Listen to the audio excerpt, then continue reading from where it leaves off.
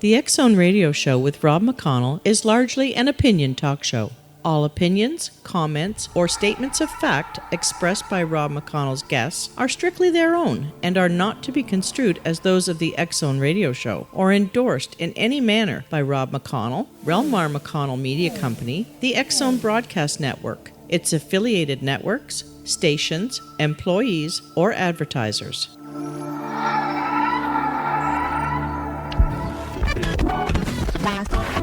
All Hit Radio.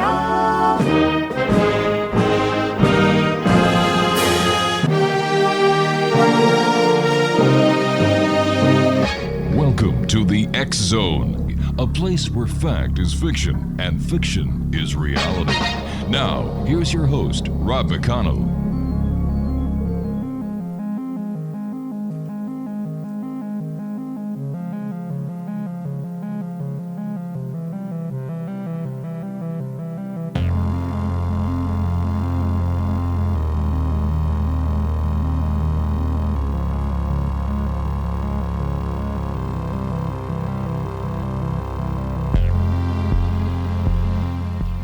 Welcome back, everyone. Wow. The summer is going fast, isn't it?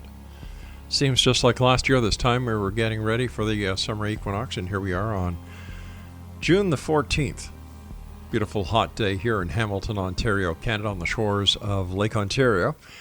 And I'd just like to remind everyone before we continue with our guest this hour that the X-Chronicles newspaper for June and July 2018 is now available with our compliments at www.xchroniclesnewspaper.com. To date, 7,958 locations around the world have downloaded this edition of the X-Chronicles newspaper that has just been available for the last 4 days.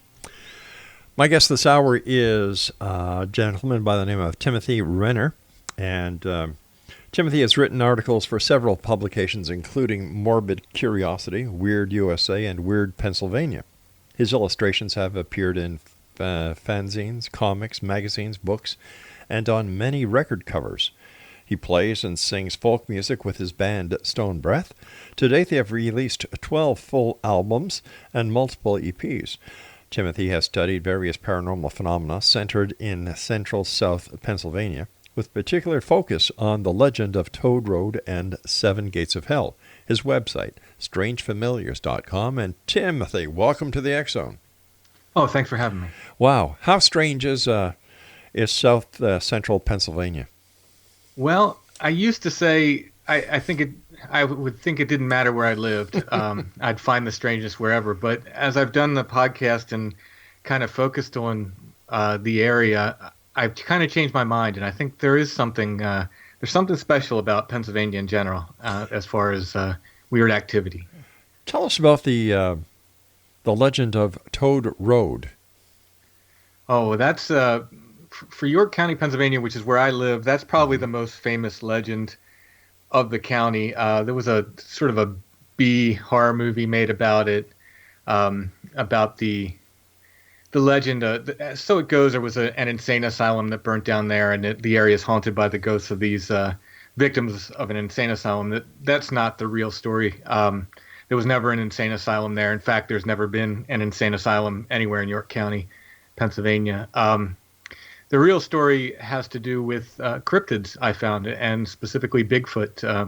There's something called the hide behind in Pennsylvania legends and folklore. And the legend that I first heard about Toad Road when I first moved to the area was simply don't look behind you on Toad Road. And the things people were reporting from the area weren't ghost-like at all. They were very much cryptid-like. They were red eyes shining from the woods and things pacing them from the woods, screams and dark shadows, Wow. Peeking from around trees and so forth. So it was very much like cryptid activity. So as I dug into that mystery, I found that what they were probably talking about when the legend said "Don't look behind you" was this creature called the hide behind, which seems to be a folkloric name for Bigfoot in Pennsylvania. Are there a lot of Bigfoot sightings besides the ones on Toad Road in Pennsylvania? Across the state, we have a lot. I think we're probably third or fourth in the U.S. for Bigfoot sightings. Any idea why? It depends if you think of it as a natural creature or something else. If it's a natural creature, people tend to think of Pennsylvania, they think of Pittsburgh and Philadelphia, but there's a lot of trees. There's a lot of open space in the middle there. It's a very, very big state. So if you think of it as a natural creature, there's plenty of habitat in the middle of the state, even though there's plenty of sightings on the east and west side as well. But if it's not a natural creature, then we get into other theories, all of which are simply theories at this point. What is the most popular theory? Well, I think the most popular is that it's probably a undiscovered primate. Following that, maybe a relict hominid of some sort, some sort of ancient human ancestor. And then I think quickly gaining, though, is what used to be called woo in the Bigfoot community, or still is. And that is the idea that these creatures might be somehow from another dimension or related to some kind of paranormal activity. I've heard many reports from many people when it comes to Bigfoot. There's a connection between Bigfoot and UFO sightings. Have you come across any of that in Pennsylvania? Oh, yeah, absolutely. Stan Gordon was really the first guy to document that, and he documented several cases on the western side of the state of Bigfoot in conjunction with UFOs, either UFOs being seen around the same time as Bigfoot sightings or sometimes at the same time. He even has one sighting I know of, and maybe possibly more, of a UFO landing in a field and Bigfoot creatures being in the same field at the same time. So it's been well documented by other authors. And then when I started digging into my area in South Central Pennsylvania, I absolutely found the same thing. Where there are UFO sightings, there are Bigfoot sightings. Usually, I say half jokingly, but it's only half jokingly. Show me a Bigfoot sighting in Pennsylvania, and I'll find you a UFO sighting around the same place within a few days. And again, it's not always true. It's not 100% true, but it's true often enough where it should be noted. Are UFO sightings in Pennsylvania up these days?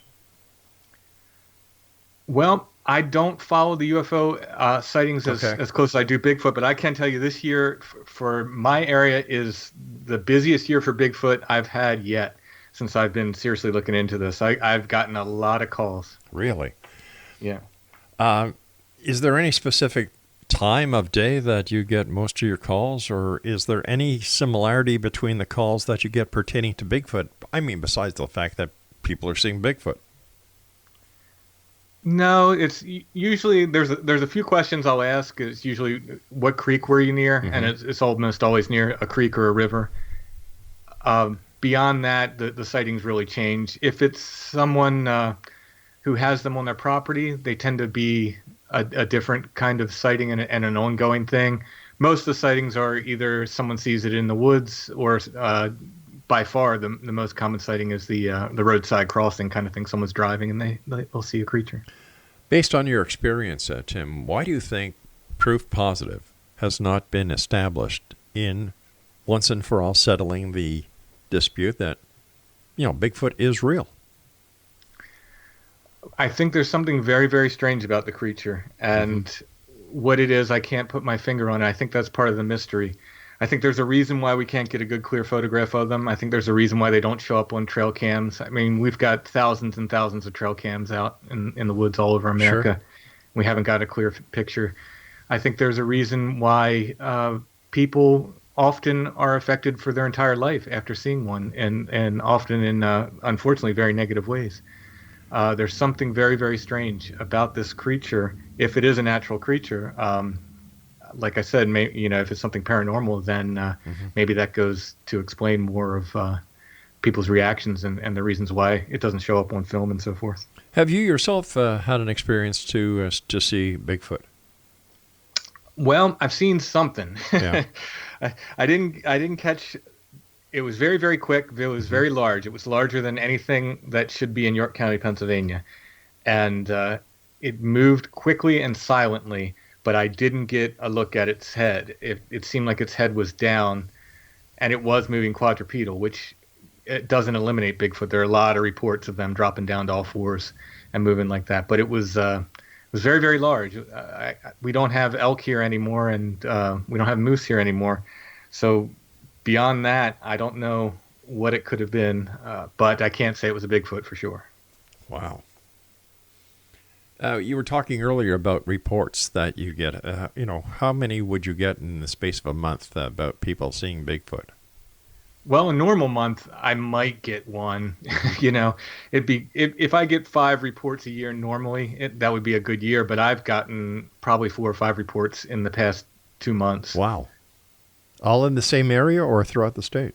Yeah, this is just York County. I guess hopefully I'm getting known as the York County Bigfoot guy, and maybe that's why that's happening. Or I don't know if it's an especially more active than usual year, but I've gotten quite a few reports this year. All right, stand by, Timothy. You and I have to take our first break. Exonation Timothy Renner is our special guest. www.strangefamiliars.com. That's www.strangefamiliars.com. As I was saying to Nick Redfern earlier tonight, in this June-July edition of the X-Chronicles newspaper, we have two farewell pages. One is to our good friend Brad Steiger, who passed away in the month of May, and as well as legendary talk show host Chuck Harder, who I had the pleasure of working with for many years at Talkstar Radio in White Springs broadcast in Florida. The website for the newspaper, www.xchroniclesnewspaper.com. And we'll be back on the other side of this break as we continue talking about Bigfoot and much more with our guest this hour, Timothy Renner, here in the X Zone from our broadcast center and studios in Hamilton, Ontario, Canada. Don't go away. All Hit Radio.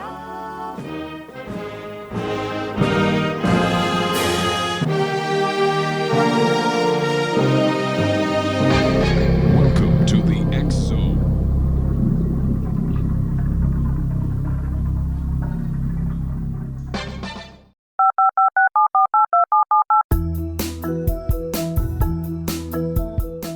Did you know that when you're on the road with limited data or Wi-Fi, you can still listen to the X-Zone radio show with Rob McConnell, The Science of Magic with Gwilda Wiyaka, X-1, Dimension X, Space Patrol, and every minute of the X-Zone broadcast network by calling 213-401-0080, courtesy of Audio Now. No smartphone, app, or internet needed. It saves your data plan and it's free if you have unlimited minutes. Call 213-401-0080 to listen on any phone, anytime, anywhere. Remember 213-401-0080 for the best of the paranormal, parapsychology, and sci-fi radio programming anywhere, 24/7, 365.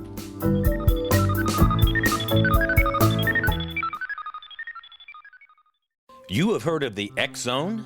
Now watch it on Simul TV, plus 500 video games, live TV channels, free video on demand, worldwide, and more.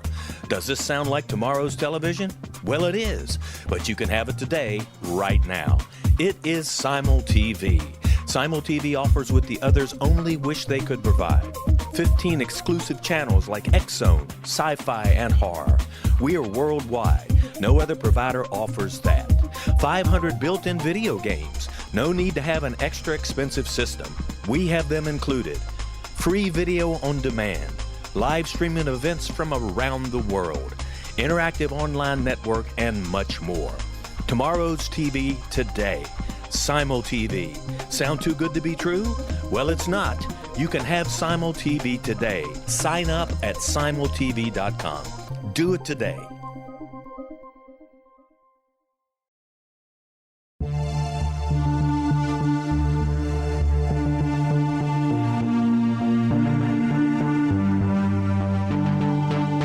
We live in rapidly shifting times of extreme volatility and uncertainty. Such profound change brings a unique opportunity for the evolution of consciousness. I'm Gwilda Wiyaka, host of Mission Evolution Radio Show, a program that explores the latest scientific developments and deepening spiritual truths supporting human evolution.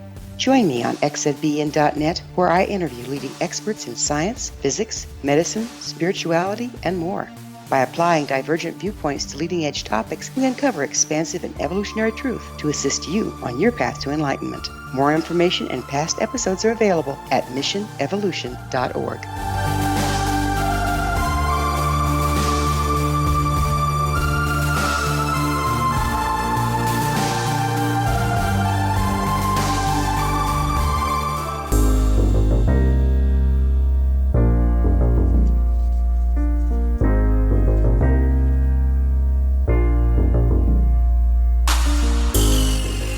Matthew Renner is our special guest this hour, strangefamiliars.com. And Tim, we were talking about Bigfoot in your neck of the woods in Pennsylvania. Has there been any indication of the social life that Bigfoot leads? For example, have researchers in Pennsylvania come across what they believe to be Bigfoot homesteads? And if so, what can you tell us about Bigfoot? To my knowledge, there's been nothing hard found. Every now and then someone will say, oh, I think I found a nest. But it's the same with these kind of tree structures that people find. Unless you see the creatures making them, you can't really say that's a nest or that for sure they made those tree structures. It's likely they did, and I look at those tree structures as they appear in the areas where people are seeing the creatures and where there's other activity reported, such as screams or eye shine or something that might indicate Bigfoot. But until we really see one being built by a creature, we can't 100% say, this is built by a creature. And the fact that we can't figure out their living situation or their social situation, and there are some folks who say they have. There are some folks who swear they live in troops, and there's an alpha male and so forth. I don't know what they actually base that information on, or if they're just guessing based on other primates. But to my knowledge, no one's actually seen and recorded this behavior. So it's a big question. It's a big problem. I wrote an article for a series of books called Wood Knocks that David Weatherly released in Volume 3, and I concentrated on 8 square miles of the county I live in York County.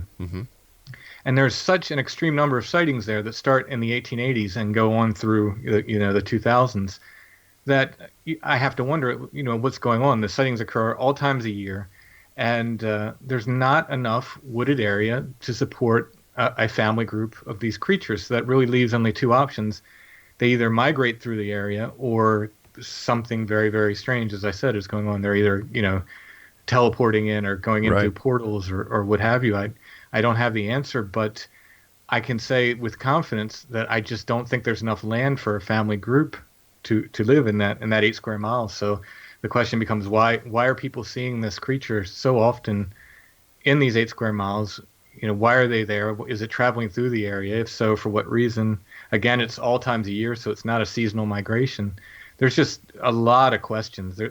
Unfortunately, there's more questions than answers, and I've come to the point where I've had to sort of settle with myself and just settle that I'm not going to probably have the answers in my lifetime. It doesn't mean I'll stop looking. Sure. But I think this mystery's been around far longer than I have, and it will probably be here for a long time after I'm gone. What role do you think urban development has on the increased sightings of Bigfoot? Yeah, I think there is something to that.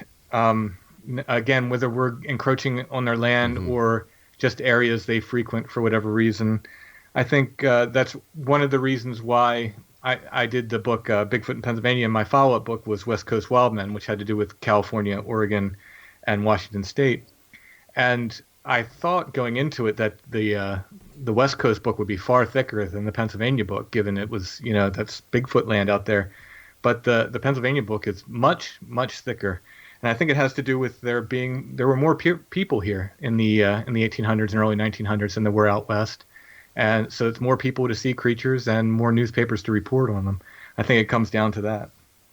How did you get interested in the paranormal? I think I was born in the golden age of kind of Bigfoot. I was born in 1970. The Patterson-Gimlin film had just come out. In Search Of was on TV when I was a kid. And The Legend of Boggy Creek and movies like that. It really just fired me up. So that was my original interest in Bigfoot. And I was always interested in folklore. I was very, very interested in local ghost stories and legend tripping before I even knew what legend tripping was. I always wanted to go and see the haunted places and see anything like that I could get to. As I grew older, I kind of fell out of it when I got to high school and college and stuff. And then as an adult, I looked up Bigfoot on the internet one day, and I was really surprised at what I found. And then I started writing some paranormal articles. And one of the things I worked on for Weird USA kind of turned into my first book, which is Beyond the Seventh Gate. But I found so many Bigfoot sightings locally for that, and I thought I might find one or two, but I found so many. There's between 50 and 100 in that book, and that was really, I was just scratching the surface at that time. That it just really fired me up and got me excited about the topic, and I kind of jumped in with both feet, and that was about 5 years ago now.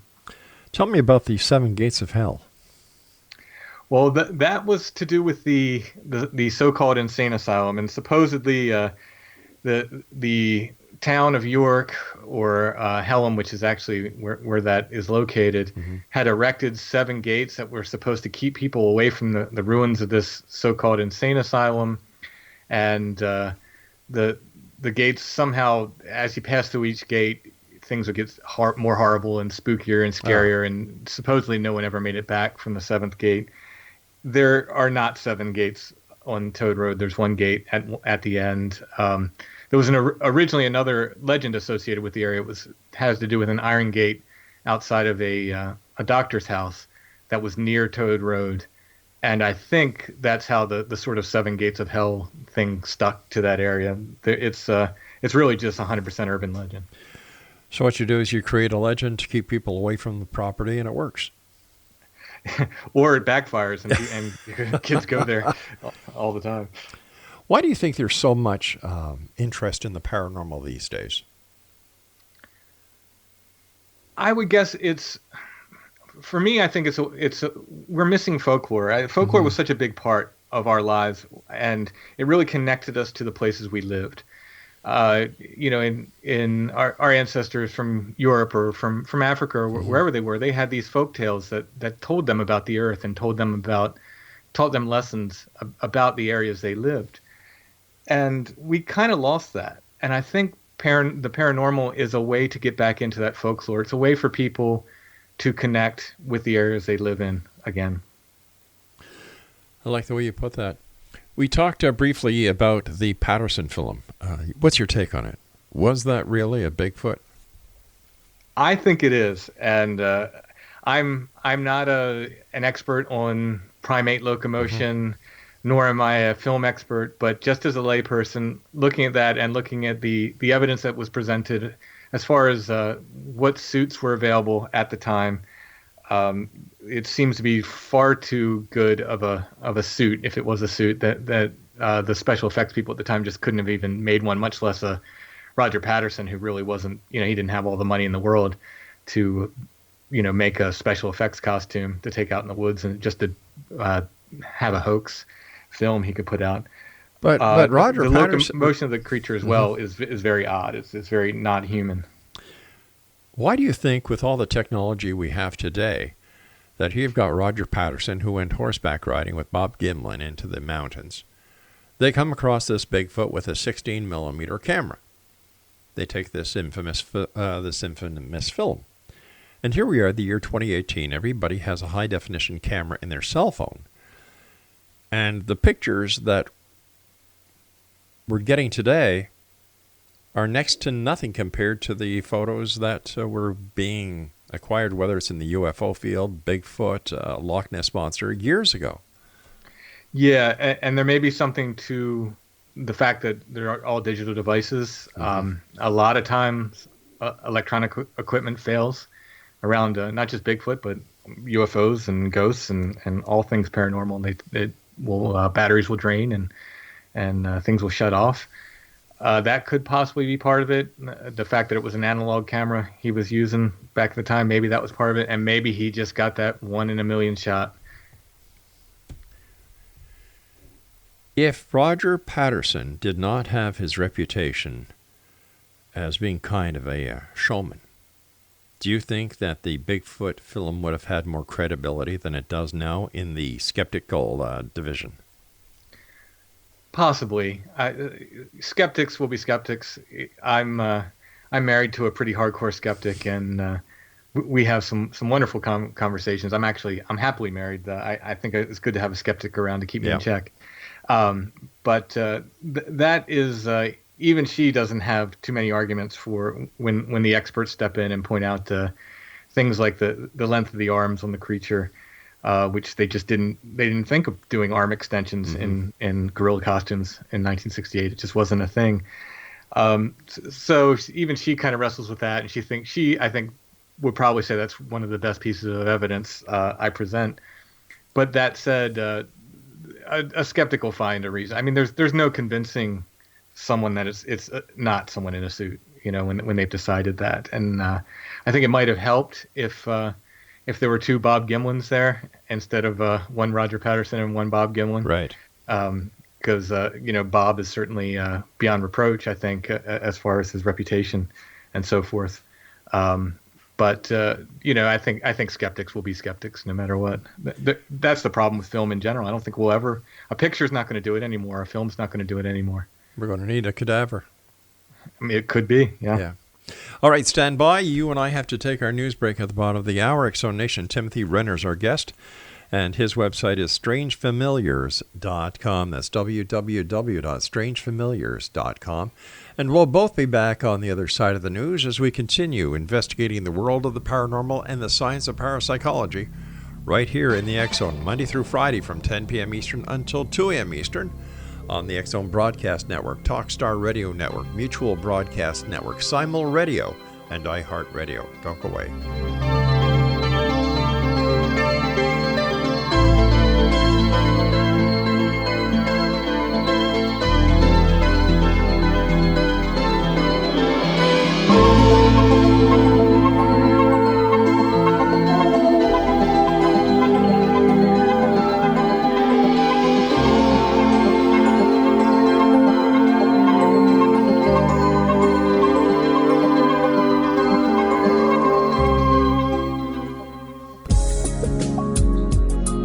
Broadcast studios in Hamilton, Ontario, Canada, to the world and beyond.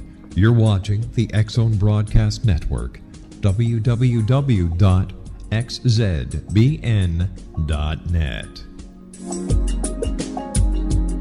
AVS Media Den. You have heard of the X-Zone? Now watch it on Simul TV, plus 500 video games, live TV channels, free video on demand, worldwide, and more. Does this sound like tomorrow's television? Well, it is, but you can have it today, right now. It is Simul TV. Simul TV offers what the others only wish they could provide. 15 exclusive channels like X-Zone, Sci-Fi, and Horror. We are worldwide. No other provider offers that. 500 built-in video games. No need to have an extra expensive system. We have them included. Free video on demand. Live streaming events from around the world, interactive online network, and much more. Tomorrow's TV today. Simul TV. Sound too good to be true? Well, it's not.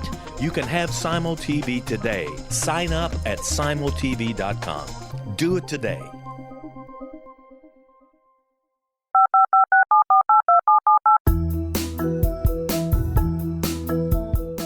Did you know that when you're on the road with limited data or Wi-Fi, you can still listen to the X-Zone Radio Show with Rob McConnell, The Science of Magic with Gwilda Wiyaka, X-1, Dimension X, Space Patrol, and every minute of the X-Zone Broadcast Network by calling 213-401-0080, courtesy of Audio Now. No smartphone, app, or internet needed. It saves your data plan and it's free if you have unlimited minutes. Call 213-401-0080 to listen on any phone, anytime, anywhere. Remember 213-401-0080 for the best of the paranormal, parapsychology, and sci-fi radio programming anywhere, 24/7, 365.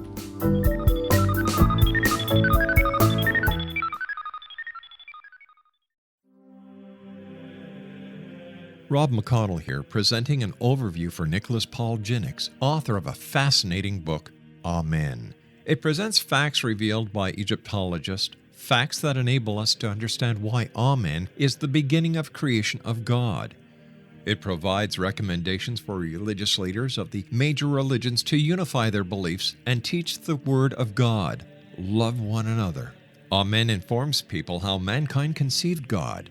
It was the Egyptians that developed the concepts of a soul, a hereafter, and Son of God. And finally, after the worship of many gods, they conceived the belief in one universal God, the maker of all there is. For more information, visit www.futureofgodamen.com. That's www.futureofgodamen.com.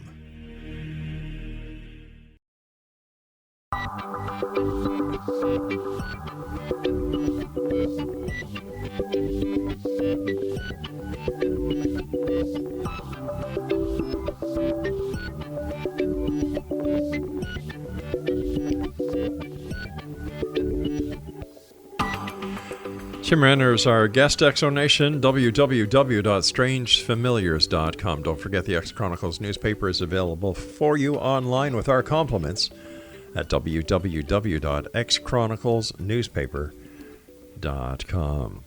All right, besides Bigfoot, what really interests Tim when it comes to the paranormal? Like I said, I'm very interested in folklore, so I like reading and connecting these folklore stories from really all across the world. For instance, I will make connections between, my friend Joshua Cutchins made a lot of connections between the Fae folklore and modern paranormal stuff, be it UFOs or Bigfoot.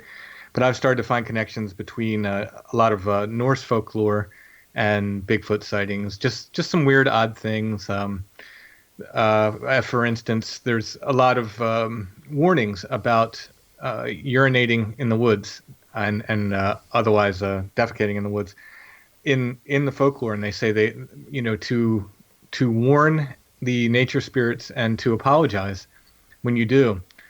And there are a heck of a lot of Bigfoot sightings that go wrong immediately after people urinate in the woods. And many people have said, well, this is because they're territorial and they think you're marking their territory. Maybe, but I find it very, very interesting that this old folklore talks about the nature spirits getting very angry and very upset when people urinate in the woods. So things like that, I get very, very fascinated by connecting old folklore and modern accounts. Is it possible that Bigfoot is actually one of our keepers, one of our guardians of the planet? It's possible. When people say they're like the guardians of the forest and so forth, I do kind of question that a little bit, just because they tend to do a lot of damage to trees. I mean, they really beat up trees, especially when they're angry or they want to do a strength display. It seems like they'll rip trees out of the ground, they'll snap trees, they'll break trees.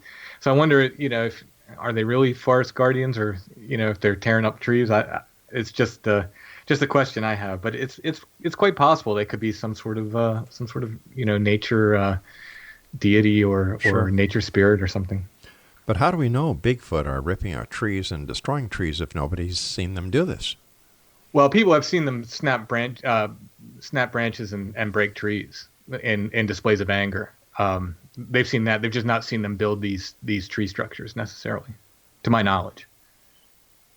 But I have read reports where people have come upon a creature and it's turned around and snapped a bunch of big branches as if to say, don't follow me, look what I can do, and headed off into the woods. What other kind of folklore or urban legends do you follow? Well, I'll track down just about anything that I can get to. I like to go to the places. My first book, I think every place I wrote about, I visited and made sure to put boots on the ground. With my podcast, a lot of the stuff we do is just on site. We'll go places. I'll take a portable recorder with me if I'm on a Bigfoot encounter investigation, and I'll just kind of leave the tape running. Or if there's a haunted place, we did a haunted church one time where we just took a bunch of recorders in and recorded the whole night we stayed there. Do you believe in ghosts? In as much as I believe in Bigfoot, I believe that people are seeing something. I don't know that it's necessarily the spirits of the dead.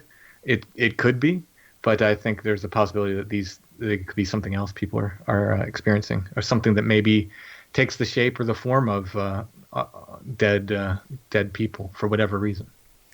When you were doing the haunted investigation that you were on, tell us about it. Where were you?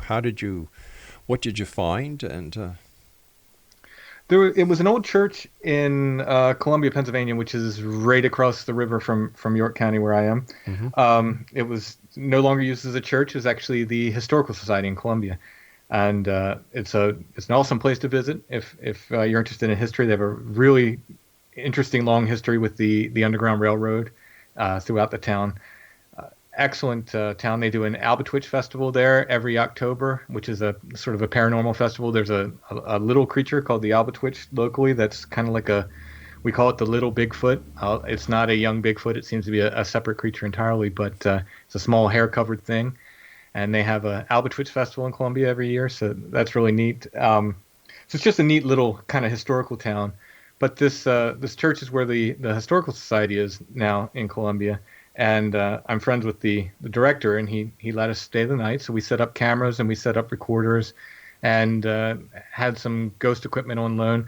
We didn't get a whole heck of a lot. There was one cold spot, and we got some interesting sounds, not even EVPs. They kind of weird drone sounds that shouldn't have been there around the same time. When I played the tapes back, it was around the same time and certainly in the same room where we found the cold spots.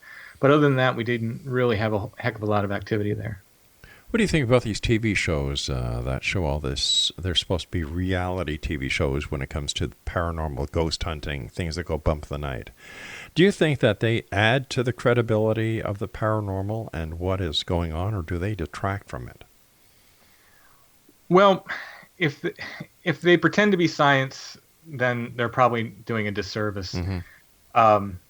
If it's about the experience, I absolutely have no problem with it. They're just going out to experience the areas and document their experience and so forth. In general, I think it's just the only danger is that popular trends kind of come and go, and in their wake they kind of leave a little bit of a void. And I think that would be the only problem or the only danger with them. In general, I don't watch them, so I don't know too much, about them. I've seen them, of course. I've seen, a few of them, but I can't name a specific show. I just know, it was a night vision camera in a haunted space, Well, they all have night vision cameras. They all go to haunted places, so they're all one and the same when it comes to that. But my question to many paranormal researchers is, why? What are you trying to accomplish? Why do you keep going to the same old places that other people keep going to? Aren't there any new haunted places that ever come up? Yeah, I mean, that's a fantastic question. Another question that my wife and I have brought up on the podcast, mm-hmm. She will occasionally come on and be the skeptic, as I said, is why are ghosts always Victorian? It seems like 90% of ghosts that people see are Victorian. I think probably it has something to do with that's when photography originates, and that's when people started to see people. So there's something in their mind that the oldest people they have seen outside of paintings, but the oldest people they've seen, like real photographs of, are Victorians. So I think that probably has something to do with that. Legend tripping is powerful. People like to go to places that have legends associated with them. It's again, I think that goes back to the folklore thing and connecting people to the areas they live. But it seems like the paranormal, or what's it called, paratourism, is making a giant-sized mockery out of the real people who are into the paranormal, because you've got towns, cities, municipalities who are just cashing in on the paranormal. Look what happens at Roswell. The Roswell Festival is more of a circus than anything else, and personally I think it detracts. That what it does is shows, all right, so you've got something here and you're going to capitalize on it. Yeah, and Gettysburg is now more of a ghost economy than it is a Civil War economy there. Historical economy there. It's the whole town is just ghost hunting. So, in some ways, maybe someone comes for the ghosts and learns a bit of history too. I don't know. I don't, like I said, I think it's probably something that will fade. It's probably something that's very, exciting and sort of trendy right now. And it will fade, and what we'll be left will be the sort of hardcore people. I don't know if it's going to fade or not, because I've been doing this show now for 28 years. And the popularity is growing. When new people come into the flock and become paranormal investigators, they're younger and they stay longer.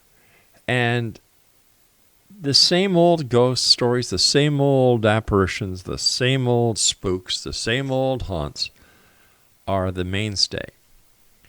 With all of these investigators out there, for example, Southern California alone, 1,500 different paranormal groups. That's just in Southern California. Wow. Yeah, so with all these people out there, night after night after night after night, nothing being found or nothing being credibly established, I'm still trying to figure out what the draw is. Yeah, and a lot of folks, in my opinion, aren't asking the right questions. Like I said, I think it's just too easily accepted that when we talk about ghosts and hauntings, that these are the spirits of dead people. I that's taken as a given among people, and I don't think that's necessarily the case. I'm not saying it's anything more sinister, like a demon or something like that. I'm just saying it could be something we don't understand. And there are so many connections across the paranormal in regards to Bigfoot sightings. Me and again, my friend Joshua Cutchin is a fellow author, have noted, and Josh was the first one to bring this up to me, that a lot of these Bigfoot encounters where people don't see a creature, they just get screamed at, smell a bad smell, maybe get a stone thrown at them. If that happened inside your house, that would be a poltergeist. You would call that a poltergeist. But because they're in the woods, they call it a Bigfoot. But it's the exact same thing people are reporting, inside their houses. Well, so there are these connections that need to be explored. All right, stand by. You and I have to take our final break. Exo Nation, our guest this hour is Timothy Renner. His website is strangefamiliars.com, and we'll both be back on the other side as we wrap up this hour here in the X Zone from our broadcast center in Hamilton, Ontario, Canada.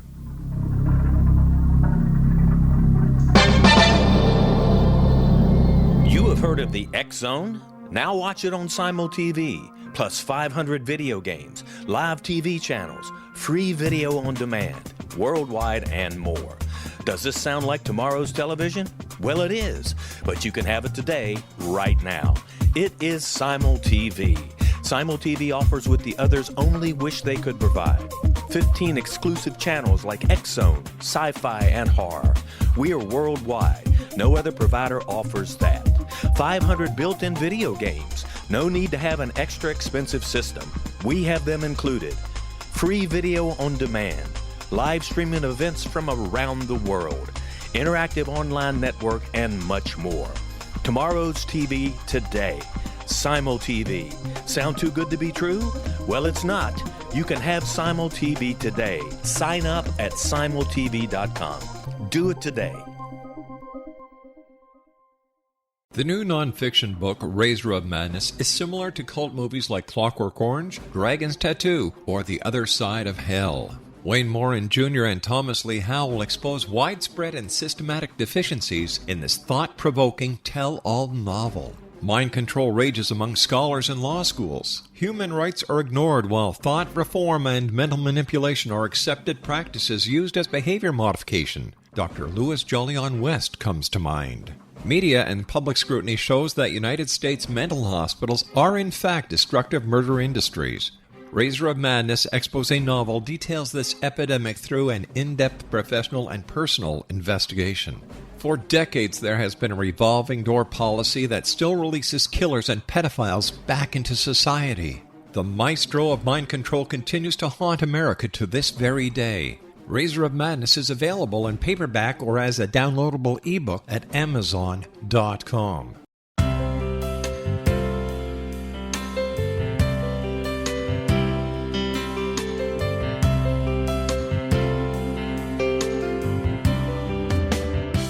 The concept of a new age has been around since the late 19th century, yet much of its original meaning has been lost. What exactly is the new age? Is it a religion, a collection of obscure esoteric practices, a series of doomsday predictions, or an astrological event? The New Age Chronicles is a unique, complementary publication bringing reason and grounded information to separate fact from fiction. chock full of valuable information to support you as we make the monumental shift into the new era. You won't want to miss a single innovative issue. The New Age Chronicles newspaper is coming soon to www.newagechronicles.com.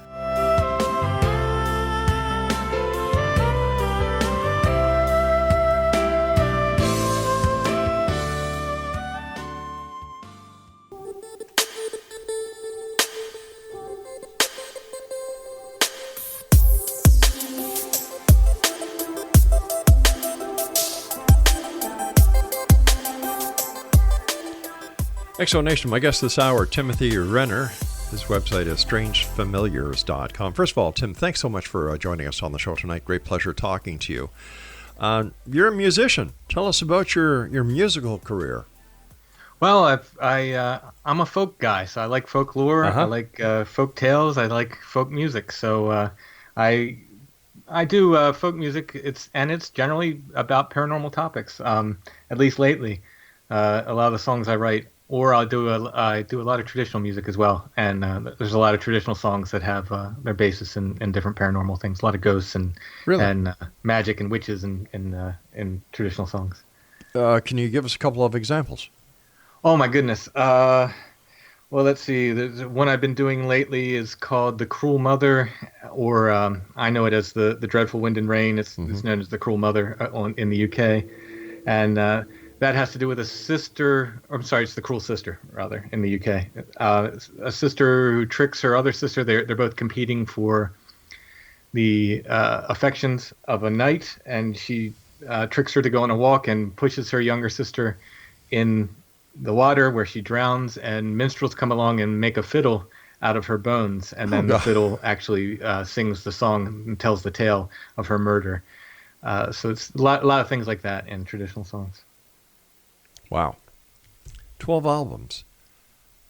Where do you get the time to do the Bigfoot investigating, the writing, as such a busy musician? I started the music in 1995, so I've been doing that a good deal longer than writing the books. That said, the books have sort of taken over. They're a little bit more successful than my music, which is fine. I'm happy doing whatever. I like doing both, so it's not a problem. But at some point, I'll have a book that will combine that will talk about the paranormal in folk music, and I can combine the two. But that's down the road a little bit. Sounds like it'll be a bestseller. I hope so. How do you think Bigfoot investigations should be conducted? Ooh,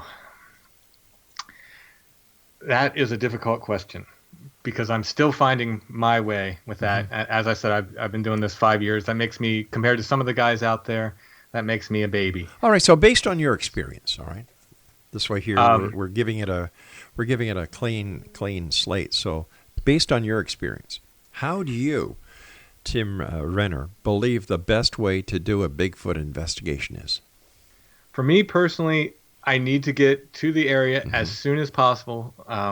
I would like to get there the next day, or even that night if I can. The soonest I've gotten there has been the following day with some of these reports. I want to be able to look for evidence there on the scene as soon as possible. Footprints, hair, again, these tree structures, even though, like I said, we can't say for sure Bigfoot make them, but they do tend to pop up, and so forth.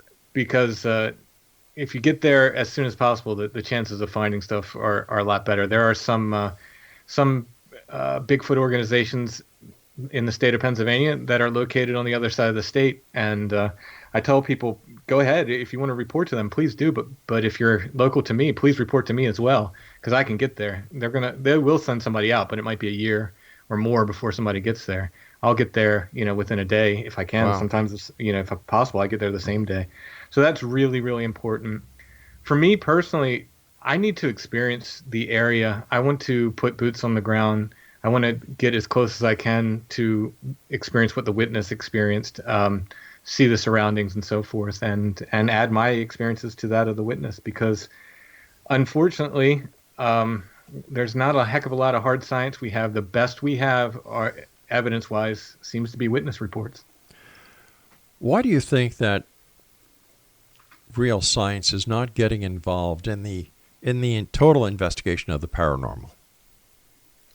I think it's a third rail kind of thing. I don't think they want to touch it. It's too easily derided amongst their peers. I think it's to be seen as a skeptic is to be seen as reasoned. Even though a true skeptic I think would be open to what these witnesses are reporting and so forth. But the sort of hard skeptic is seen as more reason than someone who's willing to listen to witnesses talk about what is frankly weird stuff.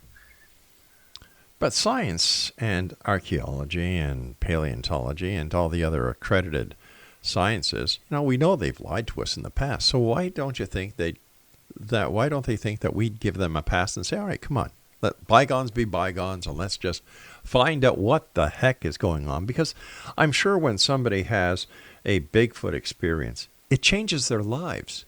How do they cope with that change of actually seeing, hearing, smelling what the majority of people in the world believe is a myth? Oh yeah, and I've talked to several witnesses who have nightmares. There's one local fellow. He had his encounter in 1974, and he still has nightmares. Oh my gosh. In regards to this, he's very much. I mean, I'm not a psychologist. I can't diagnose him with post-traumatic stress, but it seems like he has post-traumatic stress regarding this encounter. That doesn't happen with bears. People see a bear in the woods. That doesn't happen. So there's something very odd going on here. Again, but as far as why science, wouldn't want to jump in on this, my hope is that someone maybe from the Jungian side of psychology wants to start, and I think Jung would have been on it if he was around today.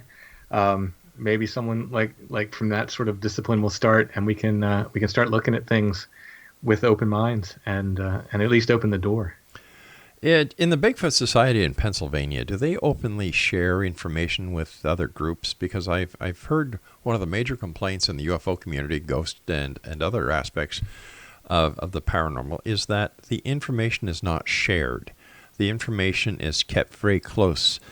The findings during investigations are kept very close because people are hoping that they will find the smoking gun.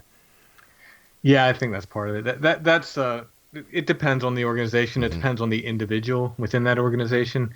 But it's hard to get people to share information. Some of that is practical. I mean, there's a lot of when a witness calls me, sometimes it's like pulling teeth to get them to talk and to get them to let you on their property.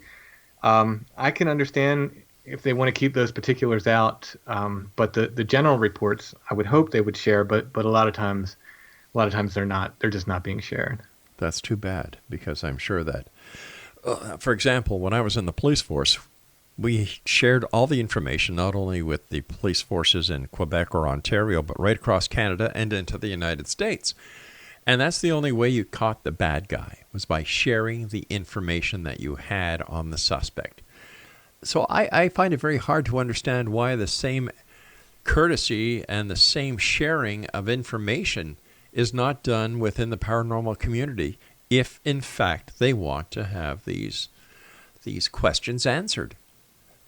Yeah, there seems to be a desire to control at least the flow of information for various reasons. I mean, I was told by more than one person, believe it or not, that I should have asked, and this was a quote, the big names in Bigfoot before I titled my book, Bigfoot in Pennsylvania.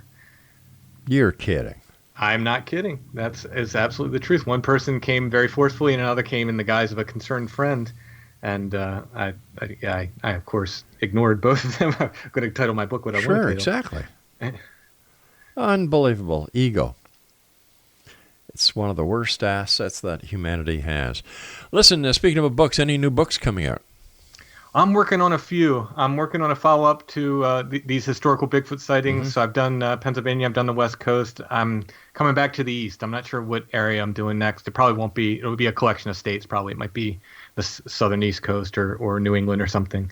So I'm still working on those. I have a follow-up to my first book that I'm working on, and I'm working on a couple other things, including a graphic novel. So that's all too early to really talk too much about those. But the Bigfoot books and the follow-up to my first book are on the way. All right, listen, when they're all finished and you're starting to get them out there, let us know. We'll get you back on to discuss those books as well as a Bigfoot update from the state of Pennsylvania. Do me a favor, let our listeners know where they can buy your books and where they can buy your music and how they can find out more about you. Okay, Amazon.com has the books. It's probably easiest for everybody. People are often concerned, is that the best place? Well, they're split as far as with me as an independent author is very fair. However, if you want to get signed copies, you can contact me through strangefamiliars.com. That's my podcast, but all the contact information goes right to me. So if you want signed copies or if you want my music or anything like that, you can find more information at Strange Familiars or just contact me through that website. Timothy, I want to thank you ever so much for joining us tonight. A great pleasure talking to you. Do me a favor, don't be a stranger. If anything comes up that you'd like to share with us here on the X-Zone, we'd love to hear back from you. Thank you. Thank you very much. Take care of yourself, Tim. X-Zone Nation, Timothy Renner has been our guest this hour. StrangeFamiliars.com is his website, and his books are available on Amazon.com. All you need to do is go to Amazon.com or Amazon CA and type in Timothy Renner, and that's TimothyRenner. I'll be back on the other side of this commercial break with the news at 6.5 minutes past the top of the hour as we continue here in the X-Zone from our broadcast center and offices in beautiful Hamilton, Ontario, Canada. People say, Rob, where is Hamilton? Well, if you take a map, because you don't have Google Earth, and you look out the Lake Ontario, you see Toronto, you see on the north part of the Lake Ontario, you see Niagara Falls, the southern part. Hamilton is smack dab in between in what we call the Golden Horseshoe. My name is Rob McConnell. This is the X-Zone. Our website is www.xzoneradiotv.com, and for all the programming available on the X-Zone Broadcast Network, www.xzbn.net. And for your copy of the X-Chronicles newspaper with our compliments, www.xchroniclesnewspaper.com.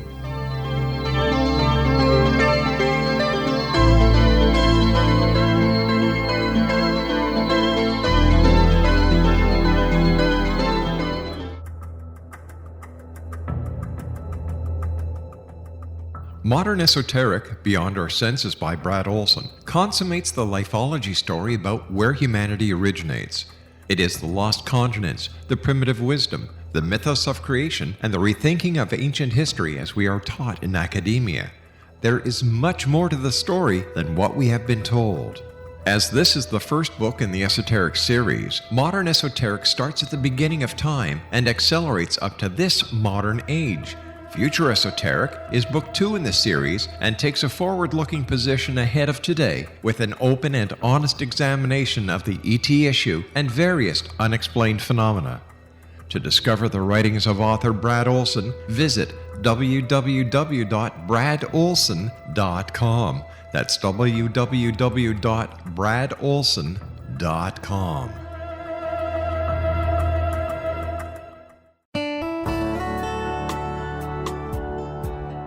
Are you or is someone you know struggling with addictions, depression, anxiety, relationships, low self-esteem, lack of confidence, grief, success, and prosperity?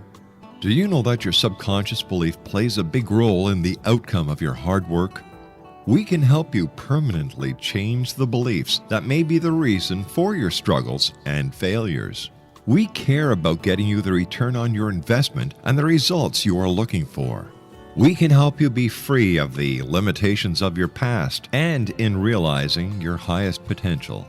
We work with people by phone and Skype. For more information, visit us at www.ritasoman.com. That's www.ritasoman.com.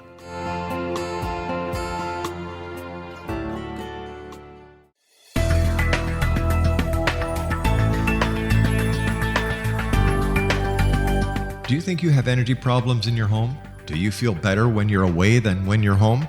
Joey Korn is a global leader in the world of dowsing who specializes in personal energy clearing and space clearing. He can help you create an ideal energy environment in your home no matter where you live in the world. Learn about his remote spiritual house cleaning services and much more at www.dowsers.com. You can get Joey's book, Dowsing, A Path to Enlightenment, as well as other dowsing books and tools, Kabbalah books, and Walter Russell books. Joey's work is really amazing. Go to dowsers.com right now. That's DOWSERS.com, or call 1-877-DOWSING. That's 1-877-369-7464.